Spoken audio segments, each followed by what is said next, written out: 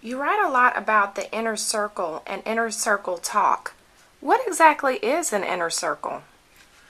From the time we're kids, we always surround ourselves with a group of people. They're there to compliment us and to support us. And even when we get into business and into leadership positions, we still have an inner circle. Those are people that we surround ourselves with the intent of them being able to tell us the truth. Now, the unfortunate thing is that when we surround ourselves with people, we tend to lean towards people who are most like us. Sure, they'll tell us the truth, but it's the truth we already know. So what I'm suggesting to you is that when you're looking at your inner circle, you need to examine it to determine whether or not it is made up of complementary as well as supplementary characters. By that I mean people whose strengths are not your strengths, who make up for your weaknesses, who have points of view that you would never think about.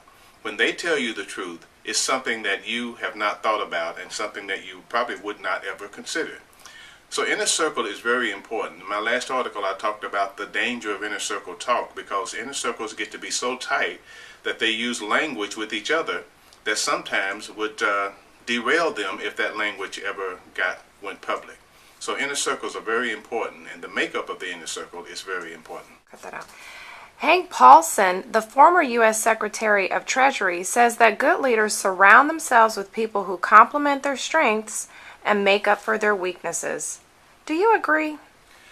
Yeah, and I think the critical word there is good or effective leaders. Now, many leaders that I encounter do just the opposite. They surround themselves with yes men and yes women, people who already agree with them or are there just to reinforce what the leader would say anyway. A strong leader and an effective leader will always go out of his way to surround himself with people who don't see the world the same way that they do. Someone who would say, I see where you're going with this, but I think you're dead wrong. Someone who would say, help me understand why you would come to that conclusion. That just doesn't seem to make sense to me. Someone who has strengths that are not your strengths, and someone who can make up for your weaknesses. That's what effective leaders do. And I think that's what Paulson was talking about. Now, that creates some discomfort. That creates a little less harmony in your group, but it does produce better results. After all, that's what diversity is all about. Diversity management is all about surrounding yourself with people who don't see the world the same way that you do, so that you get the best possibilities in every decision that you're making.